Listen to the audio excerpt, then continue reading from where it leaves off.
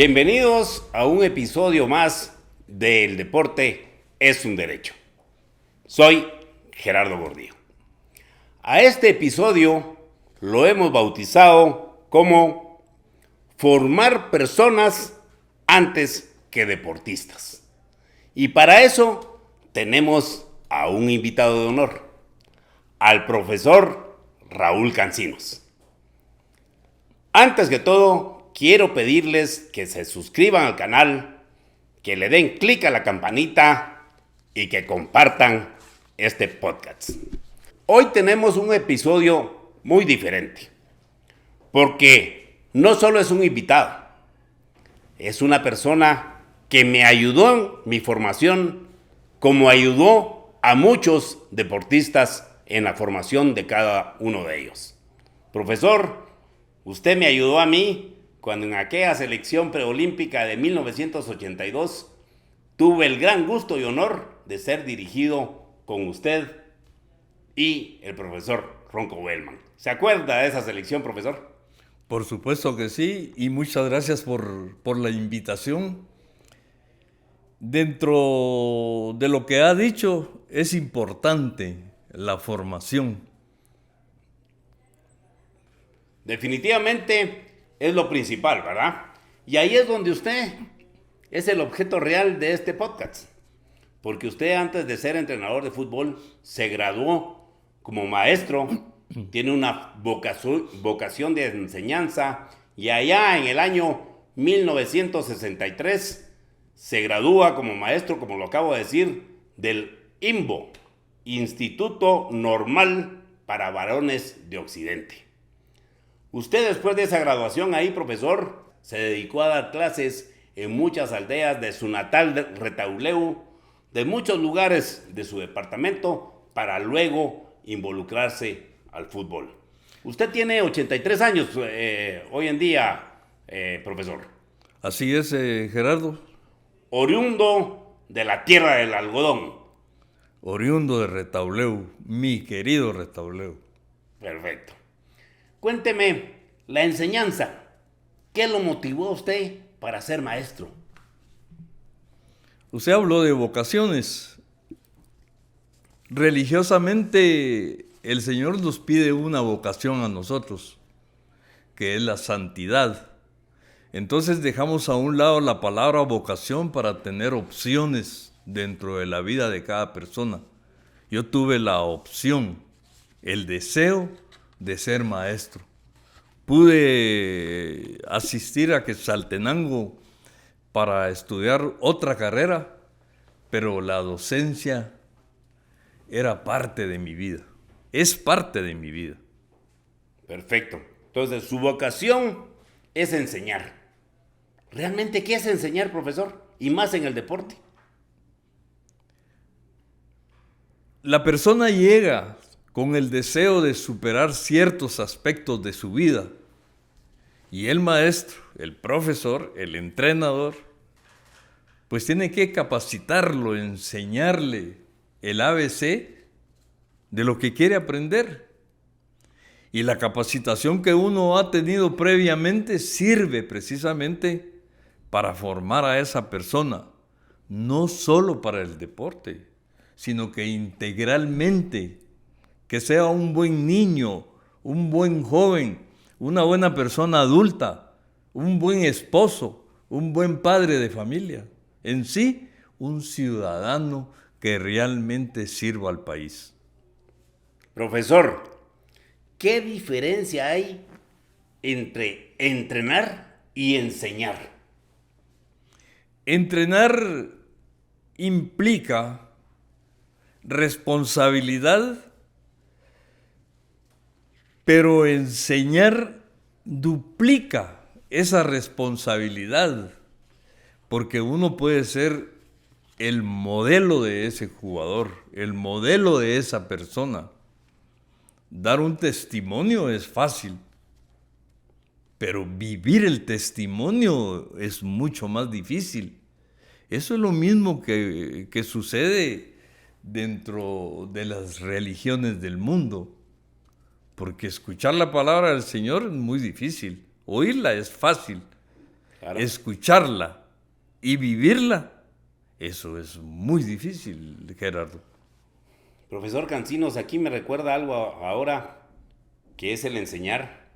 Y hay un adagio bien dado aquí en Guatemala que es predicar con el ejemplo.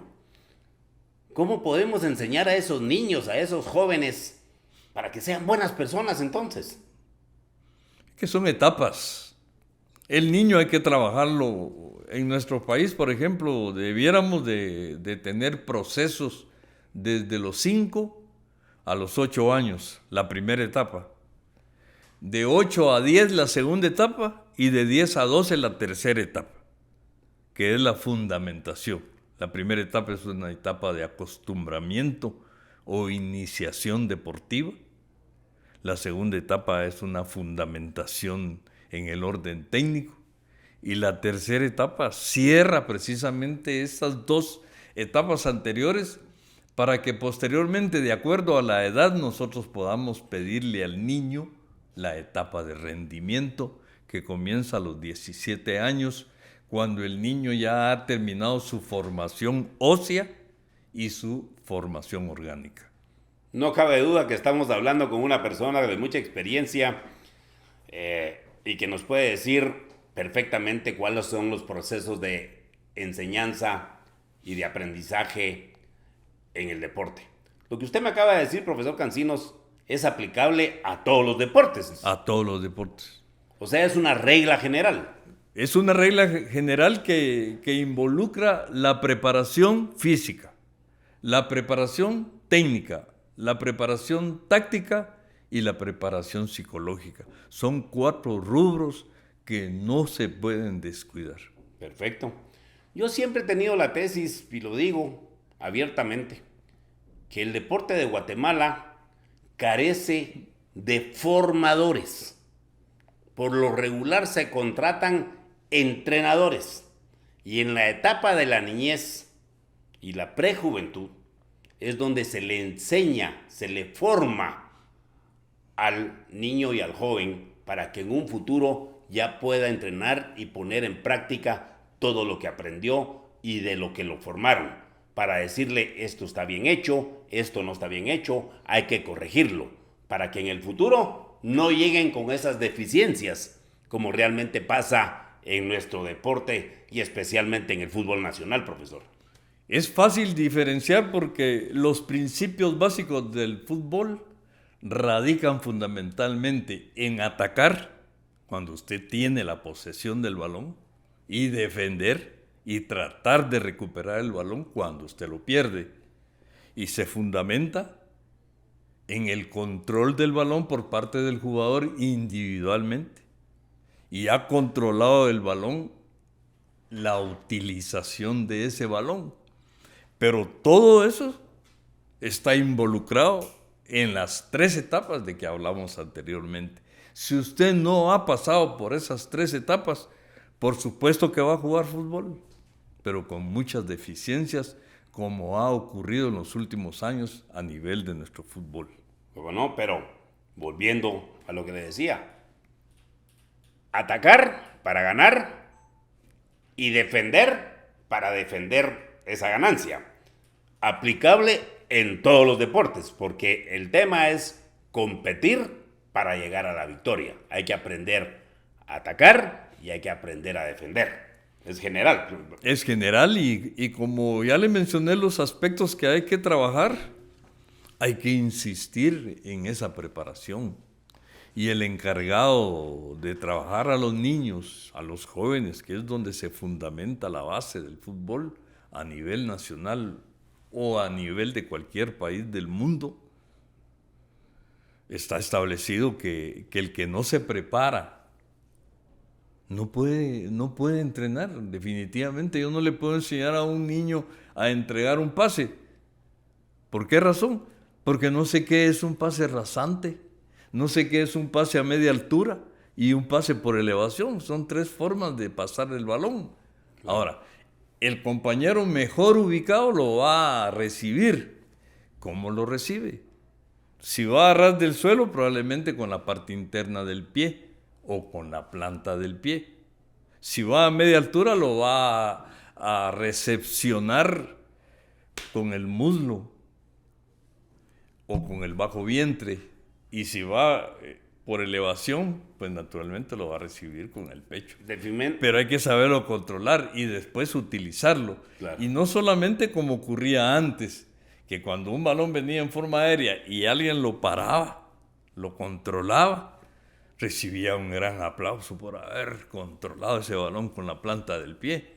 Hoy ya no.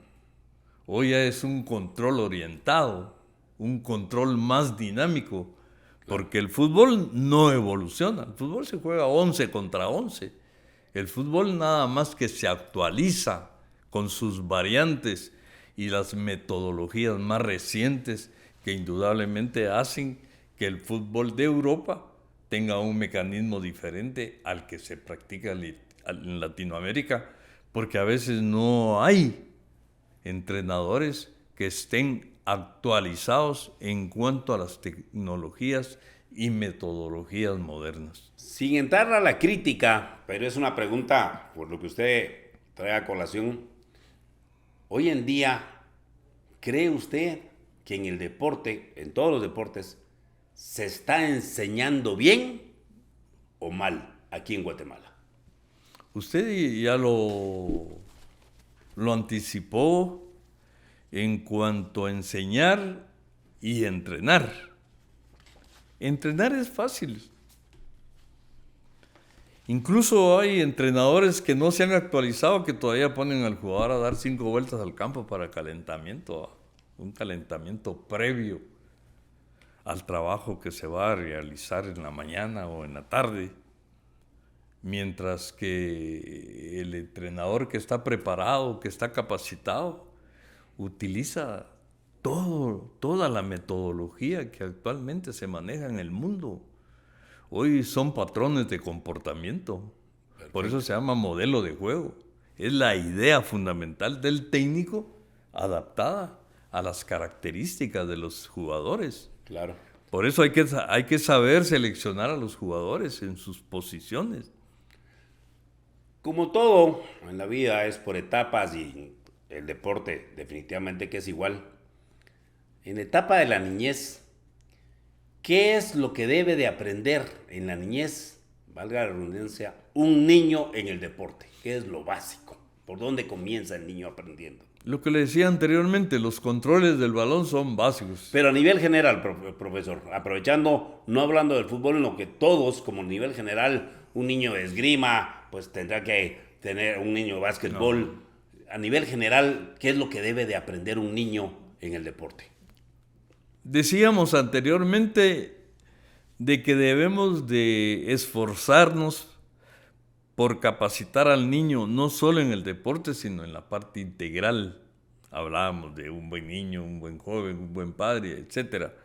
Pero lo más importante es enseñarle a que conozca el deporte, las leyes del deporte. Es que yo no sé si usted actualmente observa encuentros de la Liga Española, de la Premier League de Inglaterra, o de la Bundesliga de Alemania, o de la Liga número 1 en Francia. Jugadores jugando en el PSG en Francia. Jugadores del Liverpool jugando en Inglaterra, o en España, el Real Madrid o el Barcelona, que son los equipos más poderosos, o el Bayern o el Leverkusen en Alemania, que les marquen un fuera de juego en las condiciones en que les señala el asistente. Es increíble que el jugador no sepa manejar la regla 11, que es la regla del fuera de juego. Entonces, hay un principio básico de enseñarle al jugador a jugar, pero que conozca las reglas. 17 reglas establecidas desde 1868, imagínese usted. En el deporte y en la niñez hay dos individuos o dos personajes, si te quiere hablar así, padres y entrenadores, que son vitales para un niño, no importando qué deporte sea. Ellos son la parte estructural y la parte vital, esencial. ¿Qué errores comete un padre y un entrenador cuando no maneja bien a su hijo o a su deportista? Toda la enseñanza, sea dentro del deporte, en lo académico, etcétera, la base fundamental es enseñar con amor. Poder uno comprender al niño, tener paciencia en el niño, en corregirle animadamente todos los errores que comete en el campo. Es un error grande el que cometen los padres de familia cuando creen que su niño tiene obligación de hacer todas las cosas dentro del terreno de juego con eficacia. Y cuando comete un error le gritan, lo atropellan en su personalidad, violan sus rasgos de dignidad humana que tiene el hombre. Claro. No le dan la libertad al niño. ¿Qué es Y eso? nosotros somos hombres libres en todos los aspectos de la vida. Libertad para que se desarrolle con las correcciones del caso del padre y del entrenador, pero que se desarrolle ante Sobre todo del entrenador, porque él es el que está capacitado. El padre de familia lo único que ve en el niño es que sea un buen jugador. Pero para un eso, buen deportista. Pero para eso está el entrenador, pues. Él es el encargado de corregir todos los errores del niño en el terreno de juego, no el padre de familia. A esa edad, ¿qué es más importante? ¿La disciplina o el talento? Ambos aspectos son importantes, pero una de las partes sobresalientes de todo esto es que cuando el niño está en la fase de formación, esa es la fase que hay que darle más importancia y no a la fase de competencia, porque no está en fase de competencia. El niño está en fase de formación. Ahí es donde él está aprendiendo a jugar. Y cuando el equipo pierde, se alteran incluso los entrenadores que manejan la etapa de formación y se alteran los padres de familia. Van en contra de las características del niño y en contra de las metodologías y etapas que se tienen que desarrollar en el niño. Vale más la formación que la parte competitiva en ese momento. Ok. Estando ya con los jóvenes, ¿en qué momento se pierden los jóvenes en el deporte? Porque hay muchos que llegan con entusiasmo y todo, pero se pierden. ¿En qué momento se pierden esto? Ellos ya no quieren seguir haciendo el deporte, agarraron malos caminos. ¿En qué momento? ¿Qué les faltó? Esa formación de abajo, esa disciplina, ese talento, desarrollo de talento, ¿o qué hace que los jóvenes se pierdan? Porque hay muchos que desgraciadamente se pierden, y más en la sociedad guatemalteca. Hablamos de 3 etapas hasta los 12 años. 13, 14, 15, 16 son etapas complementarias de esas 3 etapas de que hablamos inicialmente. Y también tomamos en cuenta que a los 17 años se termina la formación ósea, la formación orgánica en el ser humano, y entonces entra una etapa de rendimiento.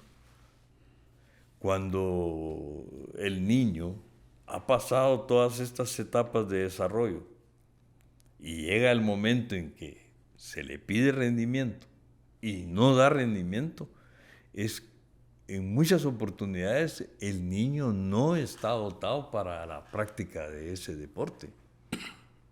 Él tiene que ubicarse en qué deporte.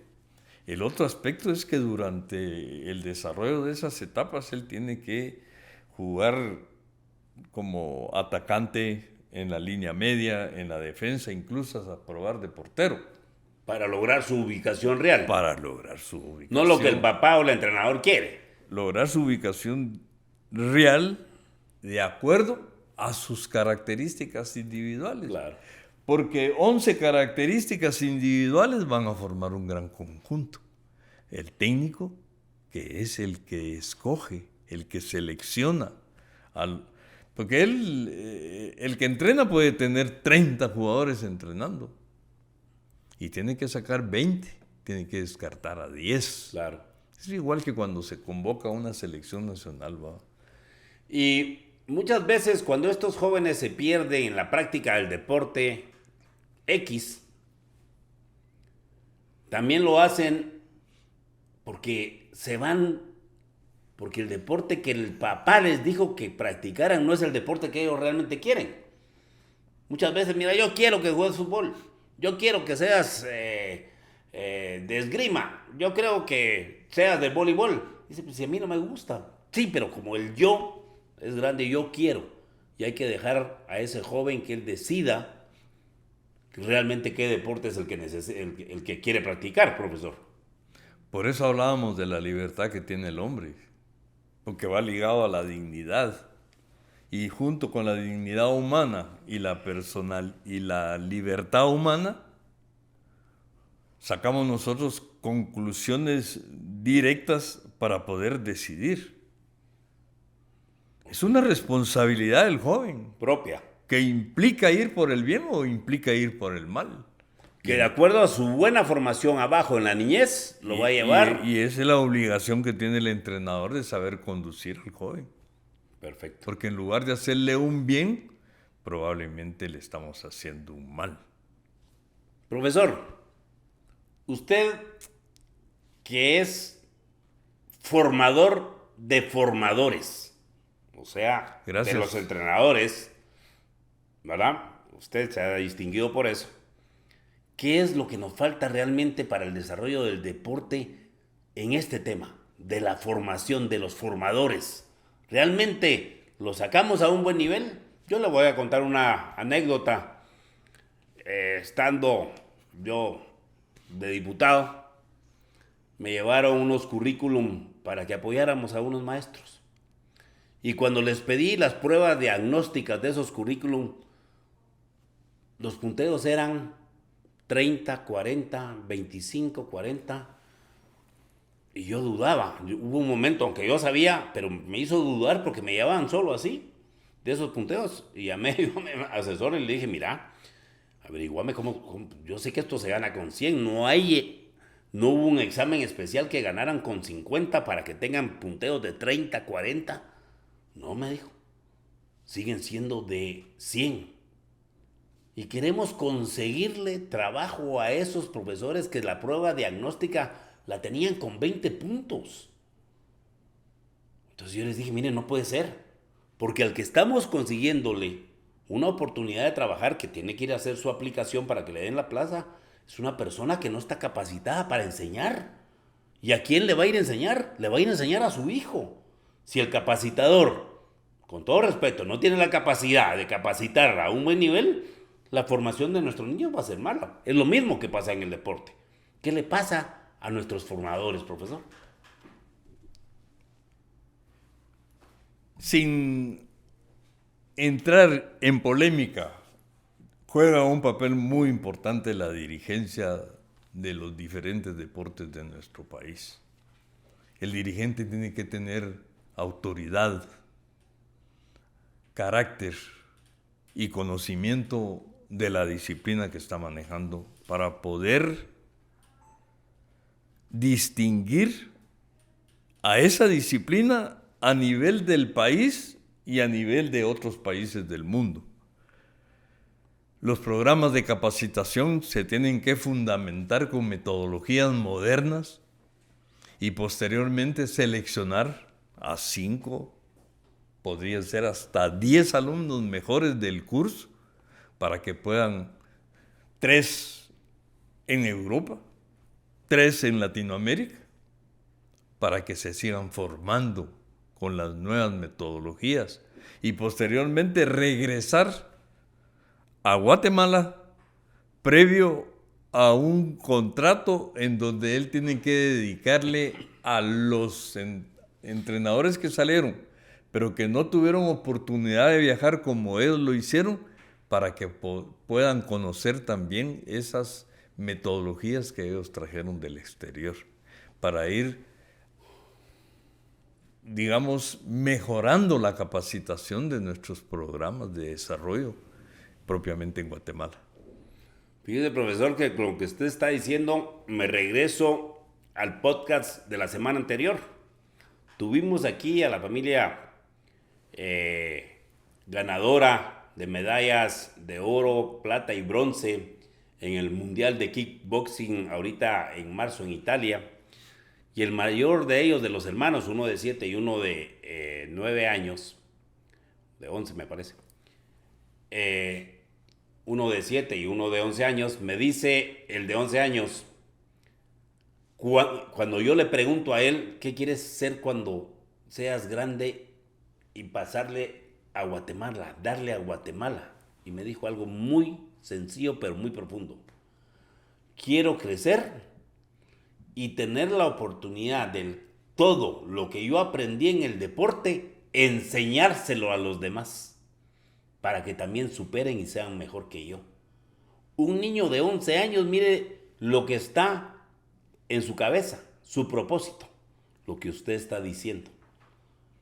Tienen que capacitarse para que en un momento su capacitación les permita formar a mejores deportistas. Porque aquí también viene una pregunta importante. ¿Se está enseñando con metodologías nuevas o solo se está repitiendo? ¿El formador qué hace? ¿Enseñar por enseñar? ¿Se capacita? ¿Se pone al día? ¿O solo repite lo que los libros dicen, profesor? Hay muchos aspectos, Gerardo, que preocupan. Es preocupante. Y yo viví un promedio de 20 temporadas profesionales en el campo y 20 temporadas a nivel administrativo y técnico dentro de la Federación Nacional. Es una carrera dedicada prácticamente al deporte, a la enseñanza. Pero lo preocupante es que tanto los medios de comunicación social actual no se ponen al día con la terminología actual. Comencemos con la terminología. Todo tiene que ir de la mano, ¿verdad? Todo va de la mano. Porque el aficionado tiene que conocer las terminologías actuales. Claro. Yo no puedo hablar de un cambio de juego, de un cambio de frente. Si el balón va por la derecha y lo centra hacia la izquierda, hace 40 años decíamos que era un cambio de juego, pues, un cambio de frente. Hoy no, hoy es un cambio de orientación. El balón se orientó de un lado hacia el otro. Hoy no podemos... Hasta los aficionados tenemos que estar al día. Por supuesto, porque van a oír un partido de Europa y no van a saber de qué está hablando el narrador y de qué está hablando el comentarista. ¿Ves? ¿Por qué? Porque no están al día en la terminología. Comencemos con la terminología. Usted no oye, bueno, lo que se oye normalmente es la transición de ataque a defensa o viceversa, que hablábamos al principio que son dos los principales factores del fútbol: atacar cuando se tiene el balón y defender cuando se pierde y tratar de recuperarlo. Pero esas transiciones en nuestro medio se hacen, por no hablar barbaridad, se hacen a un 60% claro, de velocidad, mientras que a nivel europeo se hacen a un 90% y hasta un 100%. Y esa es la dinámica que hay en el terreno de juego y por lo cual nosotros no podemos competir. Y nuestros jugadores que salen al exterior vienen de regreso al año siguiente o a lo sumo a los 2 años, porque no encajaron dentro de la dinámica que tiene el fútbol de esos lugares con relación al fútbol que tenemos nosotros en nuestro medio. Pero es a causa del no desarrollo de las metodologías y a las terminologías de parte de la prensa de nuestro país. Y no es que esté atacando a la prensa, porque yo también pertenezco a la prensa. claro. Trabajé en Emisoras Unidas de Guatemala y trabajé en Radio Punto, comentando fútbol, y en algunos canales de televisión, el Mundial de Estados Unidos en 1994, el Mundial de España en 1982. Entonces no puedo hablar solamente aconsejar. Claro, opinar. Sigo con lo que usted dice, tratar de enseñar, tratar de que capten el mensaje que quiero decirles. Hay que actualizarse. Claro. Cultura y disciplina. Usted, en varias entrevistas, y tengo una que me permití buscarla, habló de que el deportista en Guatemala, la mayoría, no todos, por supuesto, adolecemos de algo muy importante. Impuntualidad, somos impuntuales como los guatemaltecos, y falta de compromiso. ¿En qué afecta eso el deporte, profesor? En todo. La puntualidad es básica. Usted me citó a las 3 y a las 2:30, yo antes ya estaba aquí. Pero me desorienté un poco en cuanto al edificio y aunque perdí algunos minutos, estuve a tiempo de la entrevista. ¿Por qué? Porque vine con el tiempo suficiente. Perfecto. Entonces, ligado al deporte, ¿qué estamos haciendo en ese sentido mal como país? Porque nosotros siempre hablamos de la hora chapina. Y la hora chapina tiene una cultura que no se parece en nada a la hora FIFA, por ejemplo. Tuve la suerte de tener cursos FIFA, no solo en Guatemala, sino que en México, y tuve un curso en Estados Unidos. Y la hora FIFA es a las 6 p.m. comienza el curso. Y cuando llega el instructor de FIFA a las 6 p.m. o un poco antes, a las 6 en punto, cierra la puerta y no puede entrar el alumno que llega tarde. Aquí en Guatemala, hora chapina, puede llegar a las 6:30, 7 y le abre todavía la puerta. Claro. Porque hay compadrazgos, porque se trata de X, Y, Z persona. Y entonces, por eso no activamos nosotros y no superamos nuestro deporte, porque hay muchos aspectos que no se manejan con autoridad ni con carácter. Somos poco exigentes. Poco exigentes. Una de las fases más fundamentales en mi vida como entrenador fue precisamente buscar la eficacia y ser exigente en todo. Un par de compañeros en pleno entrenamiento no podían pelearse entre sí. Claro. Porque dejaban de ser compañeros, por supuesto. Había que sonar el gorgorito y traer a todos y dar las directrices correspondientes de que dos compañeros no pueden pelearse en el terreno de juego. Somos compañeros. Unos nacidos en Retableu, tratándose de Juventud Retalteca, unos nacidos en Retableu, otros en otros departamentos, otros procedentes de la capital, y los jugadores que venían de Argentina o de Chile, que fueron los jugadores que más llegaron a Retableu en esa época en que me tocó dirigir a Juventud Retalteca. Vamos a entrar a una fase personal que no la podía dejar de tocar. Profesor, tuve el orgullo de ser dirigido por usted y el profesor Carlos Enrique Ronco Bellman en una selección preolímpica allá en los años 80, específicamente en 1982, cuando se discutía si a las Olimpiadas podían llegar jugadores profesionales o tenían que ser netamente amateurs. Y por eso yo tuve la oportunidad de las ligas menores que hicieran una selección preolímpica, que ya estábamos entrenando para ciertos equipos, pero no éramos profesionales, de integrar esa selección preolímpica. ¿Qué se acuerda usted o qué buenos recuerdos o qué recuerdos tiene de esos procesos a nivel selección y de ese proceso específicamente, profesor? Es que todo el tiempo FIFA tiene establecida la selección como edades de sub-23 para Juegos Olímpicos. Me tocó dirigir a la selección de la Unión Centroamericana en su segundo torneo aquí en Guatemala. La UNCAF. La UNCAF, que ahora le llaman UNCAF, ahora le llaman CONCACAF, pero en ese tiempo era la Unión Centroamericana, sí. Segundo torneo de la Unión Centroamericana en Guatemala en 1979. No vino Panamá, que Panamá no sonaba como suena hoy, por supuesto. Pero sí vino El Salvador, vino Nicaragua, Costa Rica y Guatemala. Fueron 4 países. Honduras, por alguna razón, no tenía jugadores sub-23 para venir. No estaba preparada para ese torneo. Y logramos el título centroamericano en el Mateo Flores en 1979. Le ganamos a Nicaragua los 2 partidos. A El Salvador se le ganó uno y se le empató el otro. Y a Costa Rica se le ganaron 2-0 los 2 partidos. Venía Moyano Reina como entrenador de Costa Rica. En paz descanse Araña Magaña con El Salvador.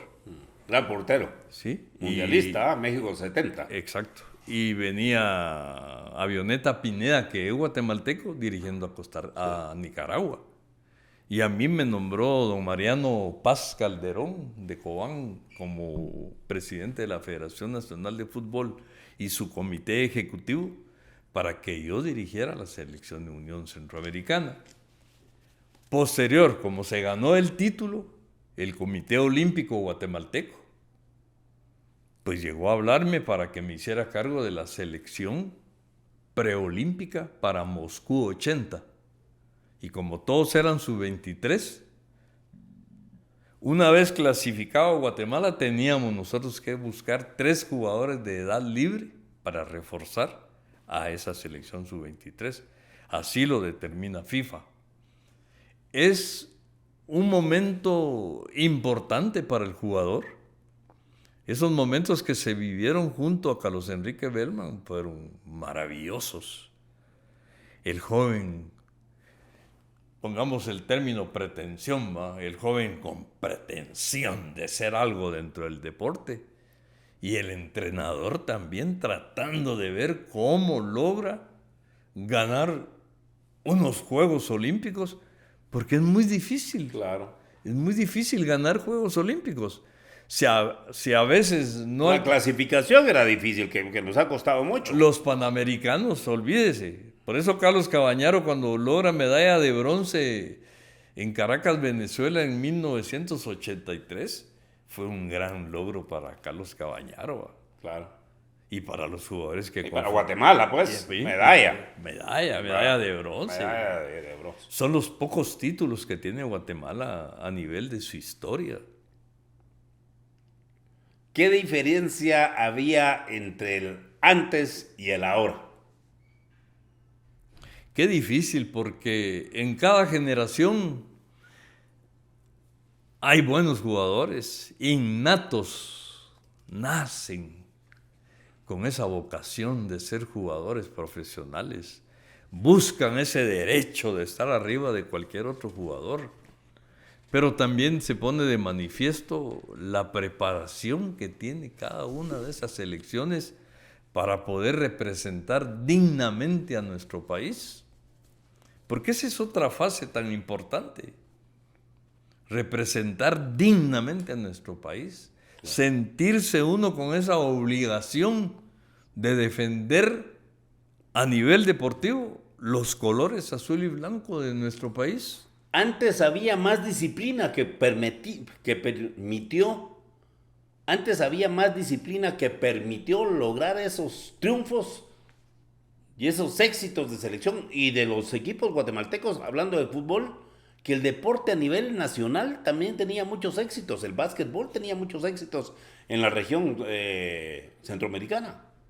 La disciplina siempre debe de marcar los parámetros más importantes en cualquier selección y en cualquier deporte. En la selección de 1967, que es el logro más grande que ha tenido Guatemala a nivel de fútbol, a nivel del fútbol, el Norseca. El Norseca, en Tegucigalpa, Honduras, en 1967, tuvo como base, mejor dicho, a jugadores innatos, jugadores salidos de las diferentes zonas de nuestra ciudad capital, jugadores surgidos de los diferentes institutos. Y posteriormente vino la confrontación de la industrialización en nuestro país, como en cualquier otro país del mundo, y algunos campos deportivos, por no decir estadios, porque eran campos, también pasaron a ser industrias. Desaparecieron. Pasaron a ser supermercados. Esa gran base, la base de esa selección nacional de fútbol del 67 en Tegucigalpa, fue la base de la selección de 1968 Juegos Olímpicos en México. En México. Muy buenos resultados. Creo que se le ganó a Checoslovaquia y algunos de ellos, ¿no? Sí, ahí es donde se marca toda esa etapa de Nixon García, por ejemplo, como guardameta, surgido muy jovencito en Municipal. Que después lo tuvo usted en Retauleu y en otros lados, ¿no? Yo a Nixon siempre lo llevé a mis equipos, yo me garantizaba el marco. ¿Ah, sí? Sí, porque yo tenía como clave 1359. Era una clave que yo tenía. Teniendo yo esa estructura de 1359, yo estoy bien. 1000, Uno, el portero. El 1, el El portero. 3, el defensa. 3, un defensa central de categoría. Sí. 5, el volante de contención. Y el 9, un centro delantero. Los demás vienen por añadidura. Es como un avión. Excelente, excelente esa. ¿Ya me entiendes? Sí, perfecto. Cualquiera demás de llevo 1359, ¿qué significa? Aquí están, son la numeración, ¿verdad? Es mi estructura, ¿va? Los demás vienen como complemento, como añadidura. Es como un avión, ¿va? Así se formaron los equipos con esa numeración hasta que vino Argentina en Mundial del 78 cuando fueron campeones y lo puso por abecedario, ¿verdad? Exactamente, porque antes el win derecho, decían ellos, era el número 7. Ajá, El win izquierdo era el número 11. claro. El 9 era el centro delantero y los volantes de enganche o volantes de enlace, lo que hoy se llama volantes creativos o volantes mixtos con tanta terminología, pero usted no la oye, ¿va? Claro. Un momento incómodo. Dígame. Dígame algo que nadie quiere decir del deporte en Guatemala. ¿Cómo qué? ¿En qué fallamos? Pero dígame algo que la gente no lo dice. Estamos mal en esto, estamos mal en aquello. Algo que nadie quiere decir. O algo bueno que nadie quiere decir. Pero eso es difícil que exista porque todo lo bueno, todo lo decimos. Algo que nadie quiera decir del deporte. ¿Por qué estamos estancados? Bueno, tengo la propiedad de poderlo decir porque pasé 20 años en la federación. Pues. Miren, no, la pregunta aquí... Entonces, yo comencé mi gestión en la federación como director de fomento y desarrollo técnico y terminé como director de capacitación en la Federación Nacional de Fútbol, primero con Rolando Pineda Lam. Usted lo conoce. Claro. Empresario de éxito. Sí. Con Mercadeo inmobiliario. Mercadeo inmobiliario, con decir empresario de éxito. Y con unas ideas tremendas para el desarrollo. Porque por algo es mercadeo inmobiliario, ¿verdad? Él dejó, el camino está trazado. Posteriormente vino don Mauricio Caballeros. Y después de don Mauricio, pues se dio el caso de... ¿Cómo se me olvidó el nombre de nuestro cuate? De todos, dígame. Brian. Brian Jiménez. Bueno, después de Brian ya vinieron otras cosas. Vino en paz descanse doña Adelita de Torrellarte. Sí. Comisión interventora. Vino... En el fútbol estamos hablando, ¿no? Sí, que le dicen Memín Funes, pero porque se parece un poquito que es hijo de doña Martita de allá. ¿Cómo se llama este? No se me viene el nombre. Está ahí activo. Es considerado un hombre muy importante en la antigua Guatemala, pero no se me viene el nombre. Y así vinieron varios que pasaron por la Federación Nacional de Fútbol. Pero lo que mata nuestro fútbol es la estructura de elección a un nuevo periodo. Aunque esa ley 7696 a la cual usted hace referencia tiene ahí algo parecido a cuánto tiempo puede un dirigente reelegirse. Me parece que es solamente un periodo. Pero han violado las leyes. Así como dice, han violado las leyes. No cumplen con los mandamientos. No van a pasar de ahí. El deporte se va a quedar ahí. Porque hay muchos intereses. En el tiempo de Rolando Pineda Lama habían torneos de 3 categorías en varones y habían torneos de mujeres en una categoría. Todavía los adaptó Mauricio Caballero. Y todavía hubo un rescoldo en el periodo en que estuvo nuestro amigo Brian Jiménez. Y de ahí todo está abolido en la federación. ¿Y cuál es el factor más importante? ¿Cómo es que logran quedarse tanto tiempo en la federación? Si a favor o en contra del deporte, yo no puedo hablar más, ¿va? Solamente la experiencia que me dicta la mente y el corazón. Porque todos los acontecimientos que realiza el hombre en la vida, indudablemente que son absorbidos por el tiempo y pasan al pasado, como me decía el cuate de allá de Retableo. Si usted no habla por mi programa, ya no lo van a recordar, don Raúl. Claro. Yo realmente no tengo yo ese deseo de que todo el mundo me va a recordar, no. Los que todavía me recuerden, gracias por recordarme. Y los que no me van a recordar, pues es cuestión de tiempo. Ley Nacional para el Desarrollo de la Cultura Física y del Deporte. Decreto número 7697. El 76 es el número que le correspondía como decreto en el Congreso. Y el 97 es el año cuando se emitió esta ley. Quiere decir que tiene más de 30 años, ¿Sí? Esta ley, la cual en su momento fue buena, pero ya se quedó obsoleta. Si yo pasé 20 años en la federación, en el periodo de Pineda Lam, que comenzó en el 96, 97, 98, 99. Dese cuenta. Y salí de la federación en el 2018. Con la misma ley. Con la misma ley. Déjeme decirle que tengo la solvencia de decirlo, que mi trabajo en el Congreso, como presidente de la Comisión de Deportes y diputado, como iniciativa de ley, yo propuse, y hay una iniciativa de ley presentada en 2010, en el año 2010, que reformaba esta ley. Y uno de los temas principales que están tocados ahí es el tema eleccionario, porque sabemos y coincidimos de que ahí hay que ajustar. No todo es malo, pero hay que ajustar por el bien del deporte.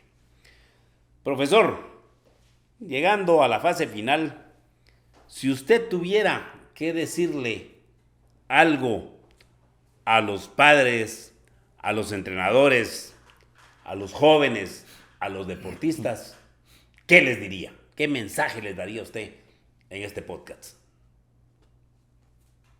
Si yo fuera teólogo, le diría, Verónica enjuga el rostro de Jesús como sexta estación del Vía Crucis. Y le diría, Señor Jesús,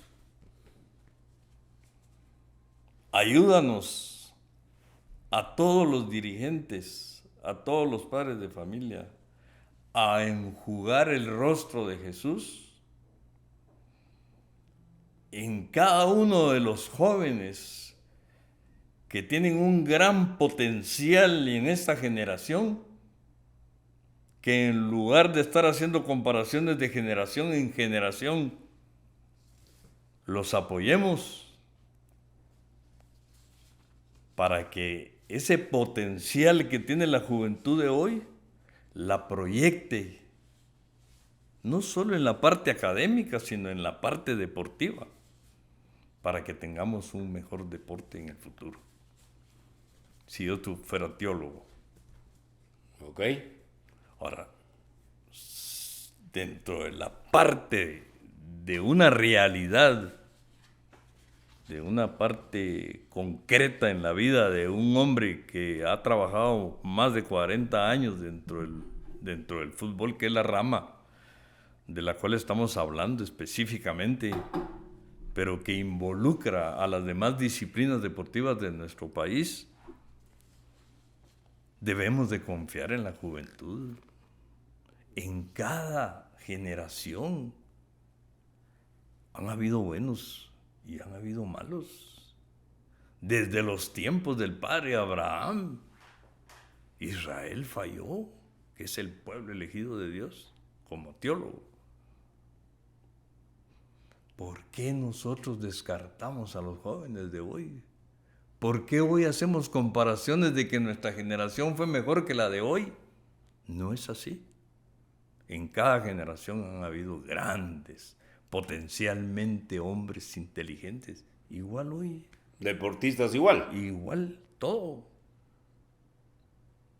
Démosle a cada uno la dignidad humana que merece, porque por eso fuimos creados a imagen y semejanza de Dios. Y dejen al joven a tener la libertad de decidir por sí mismo lo que realmente tiene como propósito en su vida. Solo de esa manera tendremos cambios y que el dirigente logre establecer ese marco que no ha podido establecer, valga la redundancia, en los años anteriores, de que todos los clubes, que son 12 en nuestra Liga Nacional, tengan fuerzas básicas para que de ahí surjan los nuevos valores del fútbol nacional. Muchas gracias, profesor. Miren qué inspirador, porque realmente hay que creer en la niñez, en la juventud, darles las facilidades que ellos se merecen y necesitan como país, como gobierno, como familia, porque ahí está el futuro del guatemalteco. Y usted ya lo dijo. Hay que nombrar a un entrenador que tenga capacidad de poder enseñar, no solo entrenar al niño.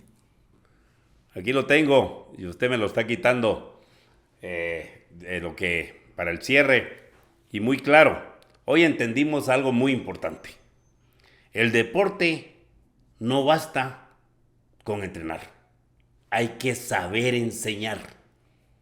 Eso es muy importante y eso lo puede decir un profesor. Y perdone que le interrumpa, porque aquí hasta tendríamos que involucrar al propio gobierno y son los aspectos que a mí no me gusta manejar, ¿verdad? Porque cualquiera dirá, ¿quién es Raúl Cancinos para estar hablando de estas barbaridades? Pero es que el proceso del deporte en Guatemala comienza desde el momento en que hay gestación. Desde el momento en que la madre queda en la concepción del niño. La formación el alimento de esa madre. Claro. Para alimentar a ese niño. Hay muchos aspectos. La nutrición, ¿verdad? En donde se involucra no solamente el deporte, sino que se involucra la salud, el Ministerio de Salud, los programas de desarrollo a nivel de hospitales en todo el país. Entonces ya entramos a otro enfoque distinto, que no lo tenemos nosotros como país, pero sí lo tienen los países de Europa, por ejemplo. Entonces el tema es saber enseñar. Saber enseñar. Porque cuando se enseña bien, se forman buenas personas que van a ser una gran sociedad guatemalteca. Amigos y amigas, este fue un episodio más de El Deporte es un Derecho. Los esperamos en el próximo capítulo. Que estén bien, mis amigos.